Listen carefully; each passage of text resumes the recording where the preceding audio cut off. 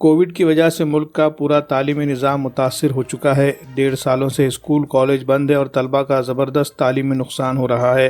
متبادل کے طور پر آن لائن طریقہ تعلیم کو اپنایا جا رہا ہے، لیکن ملک کے بیشتر شہروں اور دیہاتوں میں جدید سہولیات نہیں ہونے سے آن لائن طریقہ تعلیم کا بھی کوئی فائدہ نہیں ہو رہا ہے۔ ایسے میں تعلیمی اداروں کو شروع کرنے کے لیے فوری اقدامات کیے جانے کی ضرورت ہے۔ ان خیالات کا اظہار student Islamic organisation of India کے نیشنل سیکریٹری فواد شاہین نے ناندیڑ میں منعقدہ سہ روزہ تربیتی کیمپ کے دوران کیا۔ تفصیلات کے مطابق student Islamic organisation of India Maharashtra south zone کے علاقے ناندیڑ کے تحت یہ سہ روزہ اپ برنگنگ کیمپ کا انعقاد کیا گیا۔ پروگرام میں شریک طلبہ کی رہنمائی کے لیے جماعت اسلامی ہند کے مرکزی و ریاستی قائدین کو مدعو کیا گیا۔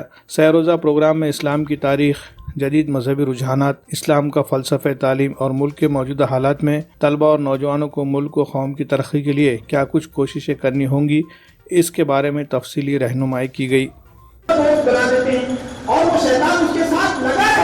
نہیں، سچویشن یقیناً سیریس ہے، اس پہ ہم کو ڈاؤٹ نہیں ہے، لیکن آپ سنیما ہال کھول رہے ہیں، آپ بیچز کھول رہے ہیں، تفریح کے سارے مقامات کھول رہے ہیں، صرف ایک تعلیمی ادارے ہی بچے ہیں جس کو آپ نہیں کھول رہے ہیں، تو یہ تو کوئی بالکل مذاق ہو گیا نا اسٹوڈنٹس کے ساتھ۔ تو آپ کھولیے اور کیمپسز کو آپ کووڈ فری بنانے کے لیے سب کا ویکسینیشن کرائیے، کیمپس میں کووڈ کیئر فیسلٹیز لگائیے۔ بھائی رسک تو ہوگا، لیکن آپ کو یہ بھی دیکھنا ہے کہ اگر ایک پوری جنریشن بنا تعلیم کے بڑی ہوگی تو آپ دیکھیں کس طرح کی غیر برابری پیدا ہوگی، کیونکہ میجورٹی وہ ہے جو تعلیم سے پوری طرح کٹ گئی ہے۔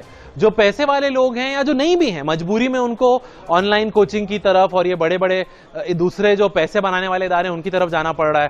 مطلب یہ دیکھیں نا کتنا بڑا مذاق ہے۔ ہندوستان جیسے ملک میں کرکٹ ٹیم کا ہمارا سپانسر اس وقت بائیجوز ہے، ایک کوچنگ ایجنسی ہے۔ تو جو منافع لوگ پیپسی کولا بیچ کر کماتے تھے، آج ایجوکیشن کا سبسکرپشن بیچ کے کما رہے ہیں۔ تو یہ تو ہندوستان کے ساتھ ایک بہت بڑا مذاق ہے، اور اس مذاق کو ختم کر کے کیمپس کو فوراً ری اوپن کرنا چاہیے، ہمارا مطالبہ ہے۔ دیکھیے، یہ ری ایکشن کا جذبہ ہونا تو لازمی ہے، اور یہ بات بھی ماننی پڑے گی کہ ہمارے سماج میں بدقسمتی سے اکثریت جو ہے، جو ہندو بھائی ہیں ہمارے، ان کے بیچ میں نفرت پھیلانے کی بڑی پیمانے پہ کوششیں ہو رہی ہیں، اور کئی جگہوں پہ وہ کامیاب بھی ہو رہی ہیں۔ اور جس طرح سے اس نفرت کی مذمت ہونی چاہیے تھی اور اس کی مخالفت ہونی چاہیے تھی، وہ نہیں دکھ رہی ہے۔ اس کی وجہ سے مسلمان نوجوانوں کے بیچ میں بھی فرسٹریشن بہت زیادہ ہے۔ تو یہ صورتحال کو ہم ایکنالج کرتے ہیں، لیکن اس نفرت کا کاٹ نفرت سے نہیں ہو سکتا ہے، اور ہم یہ بھی نہیں کہیں گے کہ اس کے لیے کوئی اقدامات لینے کی ضرورت نہیں ہے، صرف اچھی اچھی باتیں کر کے ٹھیک ہو جائے گا۔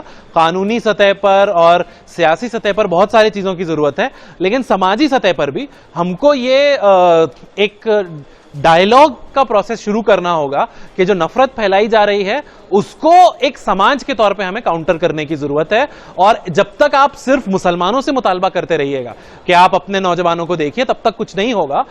اکثریت میں جو لوگ ہیں جن کے بیچ میں نفرت پھیلائی جا رہی ہے، اس کو آپ نہیں روکیے گا تو مسلمانوں کے بیچ میں یا کسی بھی اقلیت کے بیچ میں جو فرسٹریشن ہے وہ لازمی طور پہ پیدا ہوگا۔ آپ اس کو آرٹیفیشلی ایڈریس نہیں کر سکتے، آپ کو پوری پرابلم کو ایک ساتھ ایڈریس کرنا ہوگا۔